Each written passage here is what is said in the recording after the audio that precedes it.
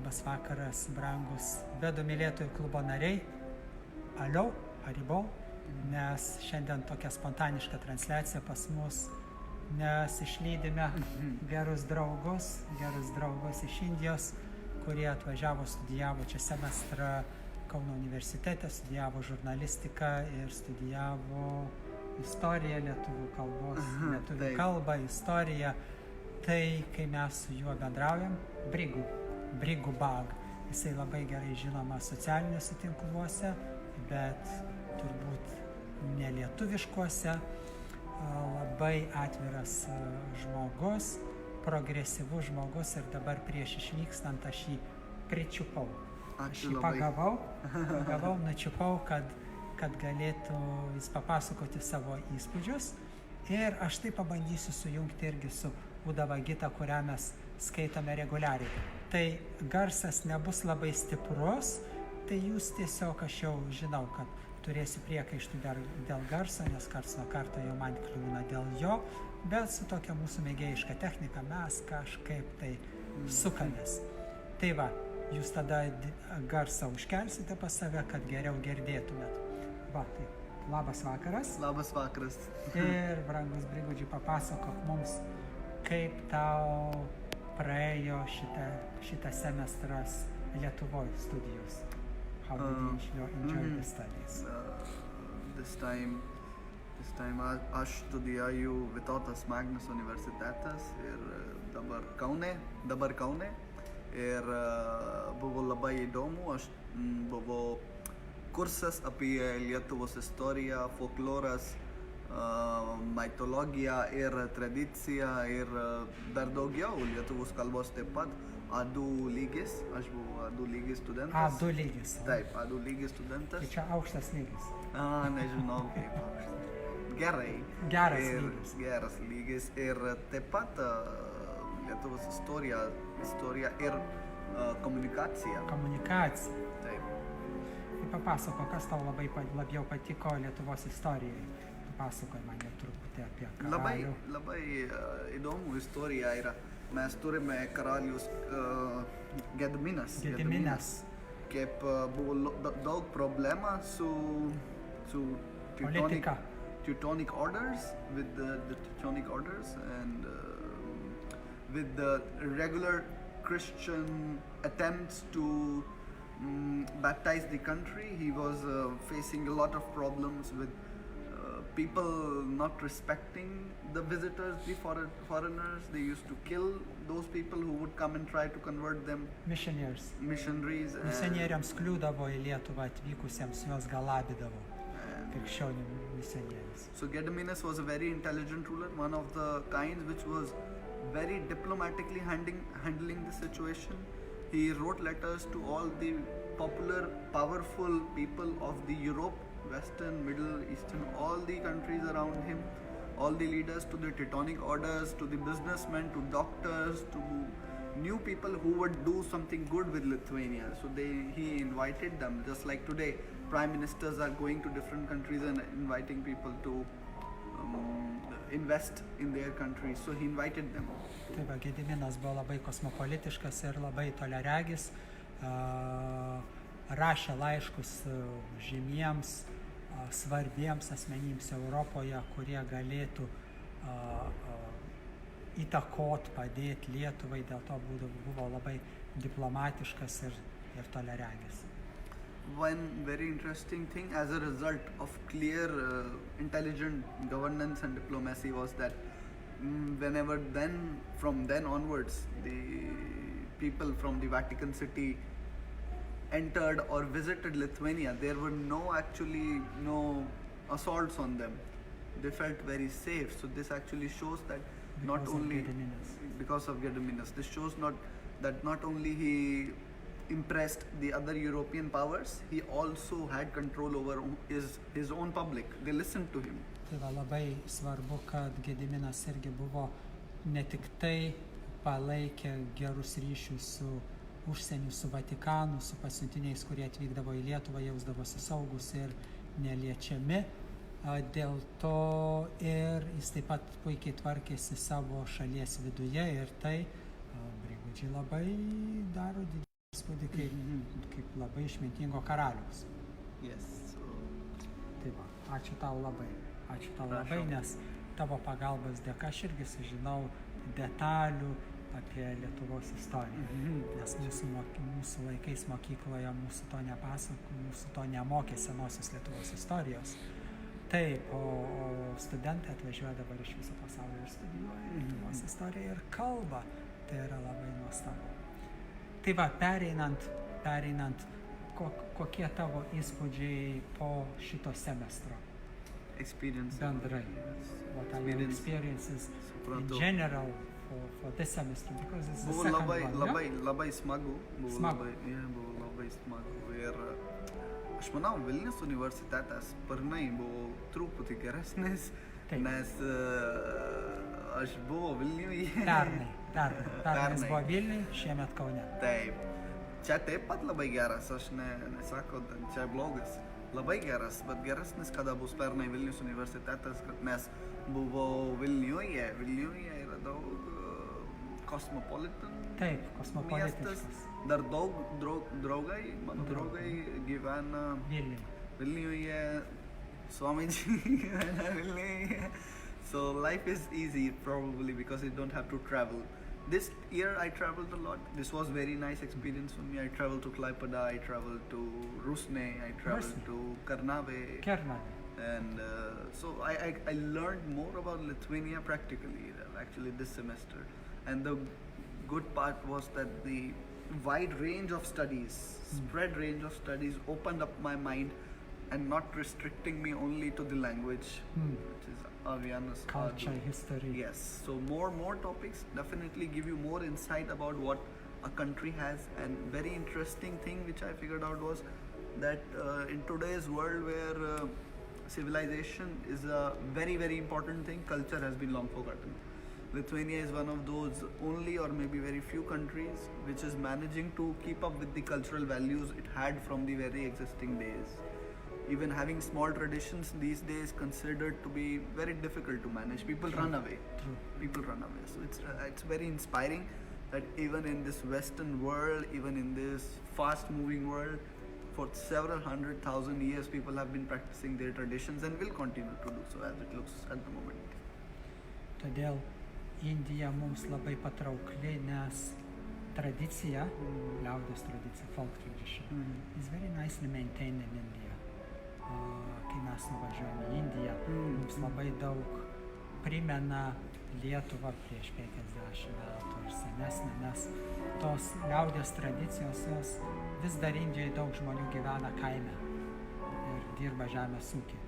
Dėl to tas folkloras ir ta liaudies tradicija, kuri labai yra dvasinė, sudvasinta, netitraukiama nuo dvasinės, yra mums labai patraukli. Dėl to daug žmonių važiuoja į Indiją, kad pasikrauti, pasidžiaugti. Va, tai dėl to. Bet turiu vieną klausimą. Ar mes tavęs neteksime Lietuvoje, ar dar yra vilčių, kad tu sugrįši? Will we lose you? Or will you come because you are now enriched with Lithuanian language, culture, and would be a great loss to lose you altogether? I would not say that, I would not say that. It would be not my wish. I would be lying if I say that I would not like to return. I would be lying that I don't feel connected to the country already, to the people already, to great people like you and my friends and all those people. They have given me so much because it's been truly a cultural exchange. It's not that I was giving something to them, my time, my love and all that. It's an exchange. So it will be untrue if I say that. You feel enriched as well? Yes, I feel the same because it's a rich country in terms of the love, the big hearts they have, and they're welcoming people. Rest, I would say, I would like to leave it on the Guru. Whatever he wants. Whatever happens next. Guru decides, and I don't have any doubts on it. So we'll speak with Dr. Chimay so that he would facilitate, because to make friends in this world nowadays is so rare. Real friends. Tikrus draugus turėti šiais laikais, kuriais gali pasitikėti pilnai. Gilius žmonės, gilius draugus. nėra taip But dažnai. very one important point as we are talking about making friends in today's world, that viewers would like to know that students coming from Dev Sanskriti Vishwavidyalaya found it very easy to make friends in this European part of the world also. Is it? 5 to 6 students visited the country Czech Republic, and you will not believe that the Czech classmates who studied with us hosted them at their own home. That you come and stay with us, you don't have to spend the money and stay in a hotel or somewhere else.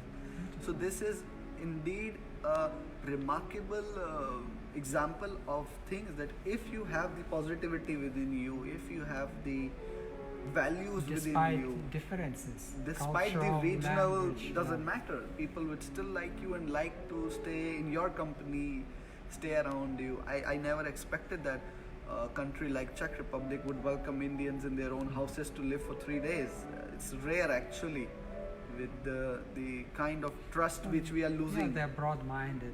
They are broad-minded, but the thing is that the kind of trust which we are losing in today's world, you don't want Tai va, to. jisai džiaugiasi ir nustebęs tuo, kad eilė studentų, kurie mokėsi čia, dabar prieš kelias dienas lankėsi Čekoslovakijoje, Čekijos Respublikoje. Ir kas jį nustebino, kad studentai, su kuriais jie čia mokėsi, pasikvietė juos pas save į namus ir jie gyveno, Indijos studentai iš čia, gyveno Čekijoje pas savo draugus namuose, kad pasitikėjimo faktorius ir taip toliau. Sako, kad šiais laikais tikra draugystė tikrai daro įspūdį, nes nėra tokia dažna. Taip. Taip. Labai ačiū tada, labai ačiū. Ir visi brangus, kurie ir už kadro mums dabar padeda ir su kuriais mes turėjom nuostabių momentų ir laikų Jagiuose, Agnihotrose dalyvavę ir šiandien, ir prieš kelias dienas. Jie taip nuoširdžiai supažindino Lietuvos publiką, draugus, pažįstamus, bendradarbius su šita aukojimo tradicija. Ir šiandien norėčiau irgi paprašyti Brigudžiui porą temų paliesti.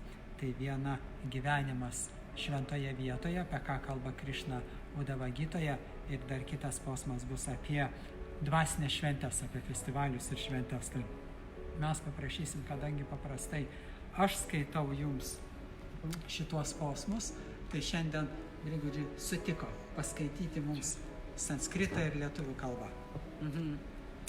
I will speak it in Sanskrit as Krishna says in Gita.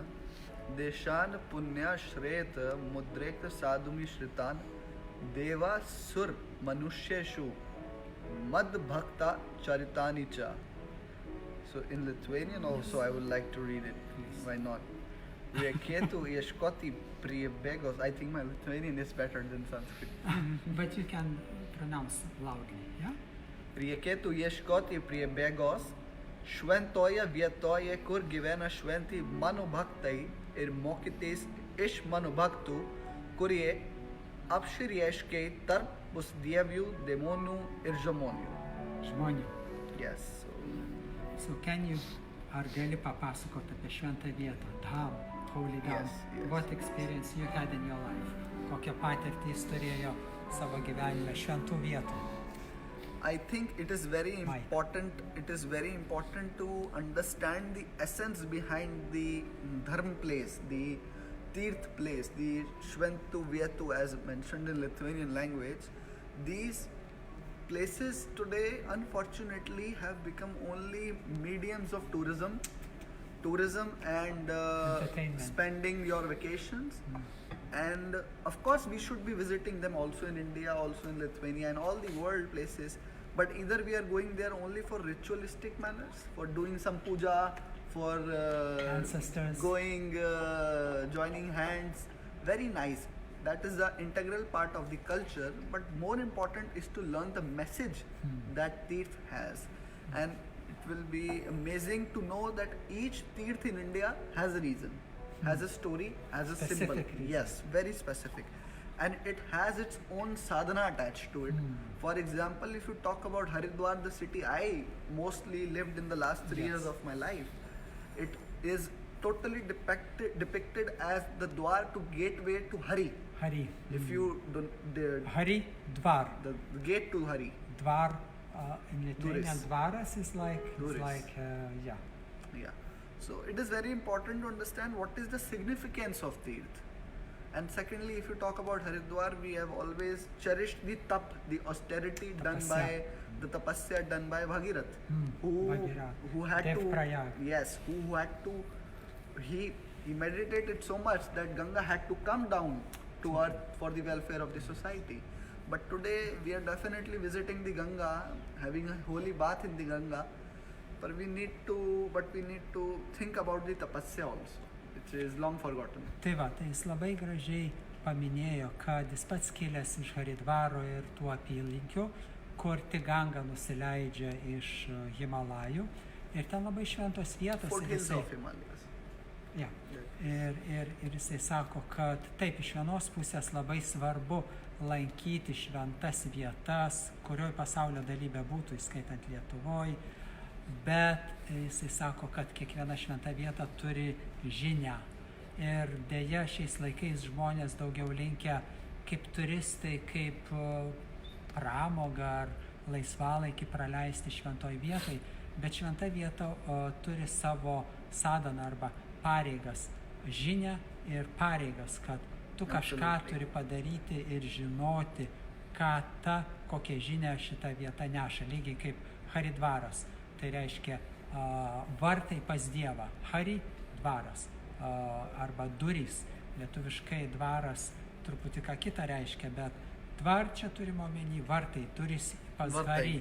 Tai reiškia, kad Bagirat, didysis išminčius, tie studentai, kurie matė mūsų filmą, Gangos filmą, gal atsimena, jei ne, tai didysis išminčius atliko askezes toje vietoje, Haridvaro apylinkėse, Deva Prajagoje, kad jo protėvių pelenus Ganga nuplautų ir tokiu būdu prikeltų juos, dovanotų jiems išsilaisvinimą. Dėl to savo askezėmis toks išminčius, šventas, baktas galėjo prisišaukti iš dieviškų planetų į mūsų žemę šventąją Gangą. Secondly, very important thing about Tirth is to know from what was the mindset of the rishis while establishing the Tirth, why they did that. Of course, one reason was to learn from the history, learn from the story and practice the sadhana of that place in their life. Second reason was that people could maintain good health if they would go for such far places, because the additional part to the Tirth is, for example, that you have to walk and not take a car to that place, or if you have to do a tapa, that will automatically, if you take one Tirth every year, that will ensure that you are in good health also, because that will ensure that you are strong. Tai va, kaip dalis sadanos irgi pasiekti Tirthą pėstute nueiti.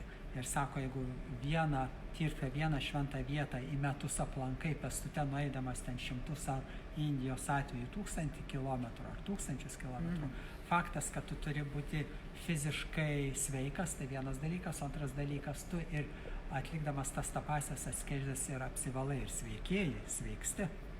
Yes, and thirdly, very important that it also gives you an essence of togetherness. Because when you go on a Tirth, you take your family around, your parents around if they are old. It also is a saying that whenever the parents are getting old in India, they have a wish. They tell their parents that this is my last wish, please take me to this Tirth. So this ensures that the child feels the responsibility as a child to take his parent over there. And maybe if he takes his children also, then they will also see that my father is respecting my grandparents and they're taking them to the do the same when he will do. Absolutely. Tai va, irgi labai graži tradicija, šeimos tradicija, kad tai suburia, nes visa šeima keliauja į šventą vietą. Ir sako, tėvų dažniausiai, jau senų pagyvenusių tėvų, būna svajonė ir vaikams jie išreiškia savo troškimą, kad vaikai juos nuvežtų, padėtų jiems nukeliauti į Tirtą, į šventą vietą, piligrimystės jau senatvėje prieš paliekant kūną. Ir dėl to, jeigu dar ir vaikus pasiema su savim, tai ir maži vaikai mato, kad kaip svarbu, kokia graži tradicija ir visa šeima dar labiau gražiau susibūrė aplink dvasinį tikslą. So on the outside it looks like the Tirth is a tourism, but if you look in the inside, there can be hundreds of theories why Tirth was established by the rishis. Tai dėl to irgi svarbu jis minėjo, kad aplankyti šventą vietą Tirtha yra perimti tų šventų žmonių, šventų asmenybių nuotaiką, dėl ko ta Tirtha, ta šventa vieta buvo įsteigta, persimti tą nuotaiką, o ne turizmo tikslais ten lankytis. Today it is giving employment to thousands of people around living the Tirth. So in that sense also we should not ignore the contemporary benefit of Tirth. And thus we should not say that Tirth are no more relevant. They are still very relevant in terms of economical benefit also, with the villages would benefit. Ir net iš ekonominio taško žiūrint, kad apylinkių šventų vietų, apylinkių gyventojai irgi gauna didžiulę ekonominę naudą, nes aptarnauja piligrimus suvenyrais, maistu, rūbais ir taip toliau. Dėl to ekonominė prasme tūkstančiai žmonių įdarbinami, neformaliai įdarbinami tose šventose vietose. Ir dėl to negalima sakyti, kad šiais laikais Tirtha arba šventa vieta nebeturi reikšmės ar prasmės. Taip. Turi, tai remiasi į tavo nusiteikimą, į tavo gilų supratimą. Ačiū. Labai gražu, labai gražu. Nes tai labai svarbu žmonėms, kurie keliauja į Indiją, kurie lanko Indiją, su kokia nuotaika tai reikia daryti. Ir apie dvasinius festivalius. Gerai? Taip. Pritkakstreण vamaham pavarjatra mahatsovan karyadgniktrihin nyadram maharaj vibhutibhi. Now lietuviškai. Taip. Pavainių ar draugesų giesmėmis ir šokijas reikia pažymėti mano garbai skirtus šventadienius, rengti karališkas apeigas ir šventės. Šventės. Festivals, yeah? Celebrations. So, Very alone or together. It's very favorable to chant and dance in order to spread the glory of the Lord during the holidays, specific holidays, which in India is very much prominent. There was a time when even local bus travels would turn into kirtan in India. Is it? Yes. There was a time even if you were traveling from close places like Delhi to Haridwar, Yes. Delhi to Vrindavan, Yes. the buses would become a kirtan spot. Yeah.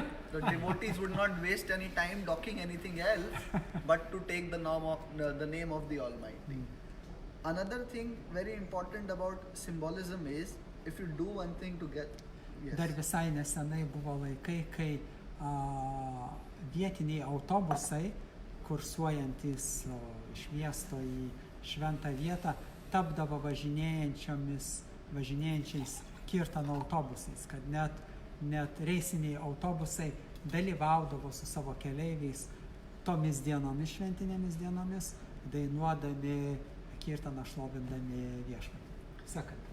Second very important thing is to understand if one person does one thing, it can be excellently successful, it can be very nicely done with good results. But if two people do it, it brings new ideas, second view, bilateral ideas. But just imagine what can be the power of a group. Although a group can together have many ideas, but if they work on one idea together, it can be a bombardment of multiplied, positive energy, bombardment of like positive energy. Geometrical progression. Absolutely, multiplies. And the power of group chanting is immense. It is simply like, because the Vedic traditions never focus on an individual. Okay. Their core value is to take the society along. That is why we have Kirtan, that is why we have Jagran, where all night people are not sleeping and taking the name of the God. And that is why we have the part of various books, the study of various books, Amritvani, where the Saptaha, the shlokas are read. That is the sole reason why the society is invited, so that we do not want that our spiritual progress should be alone. We don't want to hide it and take the treasure for ourselves. We in fact host it and invite all relatives, neighbors, so please come. We are doing it, you also join us. Tai labai graži tradicija irgi Lietuvos individualistams arba individualistiniai taip vadinamai kultūrai karti piliulę, nes iš tikrųjų dvasiniai šventės, dvasiniai festivaliai turi būti švenčiami kartu, nes jis, ką Brygų sako, ką vienas žmogus gali padaryti, gali daug padaryti, gali daug gyvenime pasiekti, bet ką du gali padaryti, tai žymiai daugiau, ne dvigubai daugiau, o daugiau negu dvigubai, nes kartu susijus gimsta naujos idėjos, naujos mintis. Dėl to jis sako, kad o ką jeigu 3, 4, 5 grupė, nes ir šventės festivaliai priešingai yra ir vedose agituojama, kad bendrai komunaliai, bendruomeniškai, giminiškai visą tai švęsti. Ir dabar artėja be abejo Kalėdos ir irgi visi renkasi giminėse, šeimose, artimuosiuose, pažįstamuose. Tai, bet tai turėtų būti gyvenimo nuostata, o ne vien tik tai švenčių progom. So what I am trying to say is, of course, spirituality is something which is to be practiced in a closed room and alone, not to show it off. Spirituality is nothing that you need to show it off, and doing any kinds of drama is not important. But if you are truly practicing spirituality with a group, it will only add on to the layer of energy which will be created.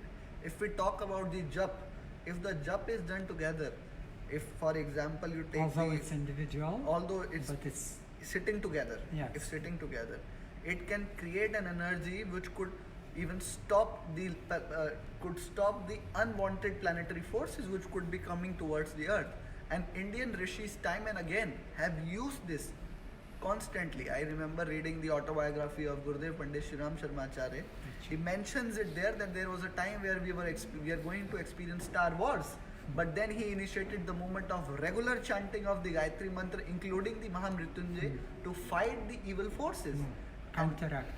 And to our amazement, there was the deviation of Star Wars. Nothing happened. USA pulled back its ships. So no wonder group chanting can make everything and anything possible. Irgi labai įdomus momentas džapos, nors tai džapos kartojimas yra individualus procesas, bet jeigu tai daryti bendrai, kartu susėdus individualią meditaciją, kartoti džapą, mantrą meditaciją kartu, tai turi neįtikėtinai didžiulę įtaką ir galę, nes, kaip ir jis minėjo, savo gurudžiai, kuris irgi pradėjo šitą procesą agituodamas bendruomenę, vietinius gyventojus, kad įkvėpinėjo juos, kad kartotų džapą kartu, nes tai turi tokią įtaką, kad gali neutralizuoti karus, neigiamas, negatyves, politinės ar kažkokias įtakas gali neutralizuoti, nes ypač šiame amžiuje, kai negatyvumas yra toks, atrodytų natūralu, žmonės supyksta, pavydi ir taip toliau, taip greitai ir taip stipriai, tai turi būti sąmoningos pastangos, kad skleisti gėrį, grožį, dvasinį gėrį, grožį, o ne šiaip savo pasaulietinį. One very important thing which is must to be kept in mind while doing this singing, chanting, dancing activities together is that by any sense we should not be making the fun of the God, because it is slowly becoming a trend in India also. There are certain festivals where they are making Shiv and Parvati dance. People are dressing up like Krishna and Radha and wearing all sorts of interesting clothes so that crowd could enjoy.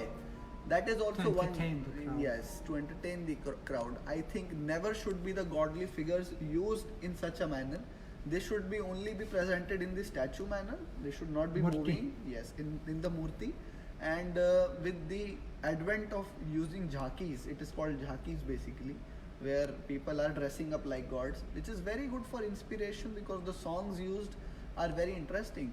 But slowly now the idea is to dress up, make up, do nice makeup, show how Krishna would look very, very smart, handsome Krishna with big mukut and all those handsome and beautiful Radha also he has.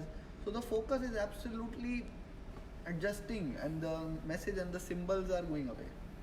Tai va, jisai irgi paminė ir kad Indijai, kad yra sunkumų, nėra taip paprasta, kai festivalius švenčia ir aktoriai apsirengia Šiva Parvati ar Krišna Rada Krišna.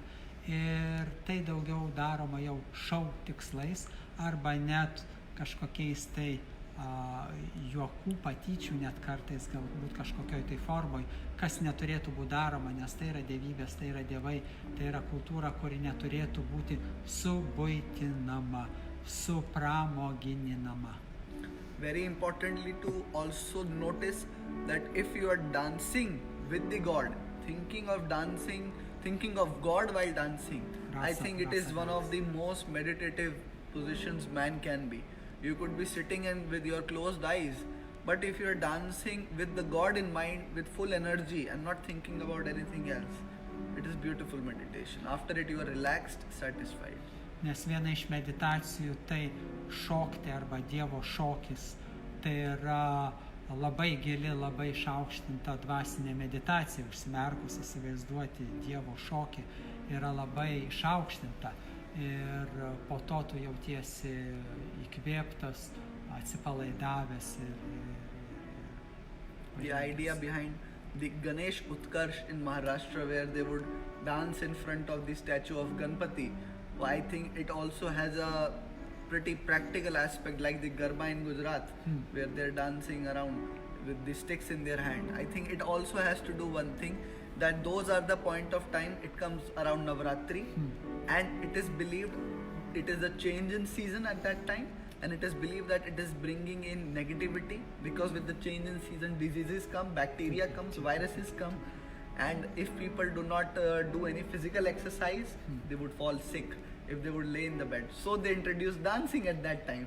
So if you generally dance, and for the whole day you are on the road traveling with the God and in His love, you are definitely not going to fall sick. Nes tie dvasiniai festivaliai yra labai ir praktiški, kaip čia rašo, šokti ir giedoti viešpaties garbiai, kaip Gudžarate jis paminė Ganešos garbiai, yra ruošiami festivaliai ir šoka žmonės ir su kažkokiom lazdelėm šoka, nes tie festivaliai, pavyzdžiui, iš vieno sezono perėjimas į kitą sezoną. Ir naujas sezonas atneša kažkokias ar ligas, bakterijas, virusus. Ir dėl to dvasinė veikla arba fizinis veiksmas dvasinių kontekste, dvasinio festivalio kontekste, irgi kūnui yra labai palanku, nes tu fiziškai kaip ir sportuoji, bet su dvasinė potekste. Dėl to kiekvienas sezonas turi savo kažkokius iššūkius, kaip ir gyvenime, perėjimas iš vieno gyvenimo etapo į kitą turi savo iššūkius. Taip ir sezonas, tai dėl to tie festivaliai dvasinių pagrindų, jie tuo pačiu yra ir labai pasaulietiškai praktiški. As you would understand that I'm going one positive and one negative, one reality and one how it was wanted to be. Lastly about this, I would like to say, dragging these songs and dragging these dance performances into films and then making entertainment out of it is a pity. And secondly, that the emotion of the devotees is very important. And it's different. Yes. If the emotion is that of dancing with the opposite gender and doing all those things, to enjoy. If it is transferred into something else, so better sit at home. And if it is pure and pious, it does not matter even if you get touched, if you come in physical contact with the girl, you are holding their hand or not. It does not really matter if your emotion is pure. But then there is no point staying away and thinking all the things. So these festivals can be very tricky if your mind and your heart does not beat in the right way. Tai jis ir sako, aš perspėjau, nes yra paminiu vieną pozityvų, vieną negatyvų momentą, tai su tais festivaliais irgi taip pat, kad jeigu jie pernešami tie festivaliai į kino industriją ir pateikiami kaip pramoga tenkinimuose su priešinga lytimi, tai yra visai jau kitas dalykas, nes jeigu šokis dvasiniai nuotaikoj, dvasiniai intencijoje, tai ką atsidavusieji daro per dvasinį festivalį, tai yra visai kas kita, negu kad pernešimas išorinės dvasinio festivalio pusės į pramogų sferą ir tai pateikiama kaip individualus arba asmeninis malonumas patenkinti savo jutimus. Wonderful, wonderful. Thank you so much. And the last word, last wish, last blessing for the Lithuania. I have no blessing to offer to anyone. I would say Wish. that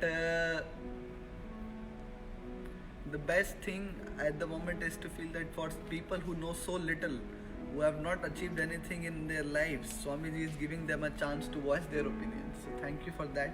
And for the wish about Lithuania, I would say that its progress lies in its culture.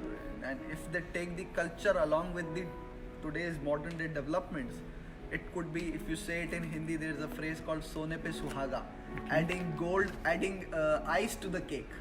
So if you are able to take your culture along with the today's fast-paced development, it would be adding ice to cake. So perfect, couldn't get better. And it applies to every country. and Absolutely, any culture. absolutely. Tai va, jisai ir paminėjo, kad jo palinkėjimas Lietuvai, kad prie bet kokios veiklos pridėti tą kultūrą, dvasinę kultūrą, kaip uogytė ant torto viršaus, kaip vyšnė ant torto viršaus. Taip ir Even sweeter. ir tai suteikia bet kokiai veiklai, ir tai galioja bet kokiai kultūrai, bet kokiai šaliai. Sudvasinti, sukultūrinti mūsų mintis. Kaip jisai šiandien Kariagė sakė, kad ugnelė, žvakutė, kurią aukojame altoriui, dievybei, ugnis niekada nesvirsta apačion. Ugnies neveikia gravitacijos jėga. Ugnis šiluma visada kyla į viršų. Dėl to aukodami ugnelę, žvakutę, lampadą, tai simbolizuoja mūsų dvasinės pastangas ir dvasinį siekį, kad niekada nepasiduoti buities, kasdienybės gravitacijai. Priešingai visada stengtis savo dvasia, savo sielą, savo troškimais, savo norais kilti, siekti, šviesti ir šildyti. Ačiū labai. Ačiū labai, Brigudžiai. Prašom. Ačiū labai, ačiū labai, ačiū labai, ačiū labai. Visiems labai ačiū, labai ačiū. Ir ačiū Ruchi. Jūs šaunuoliai. Thank you to Ruchi also Ruchi. for holding the phone for so long. Ačiū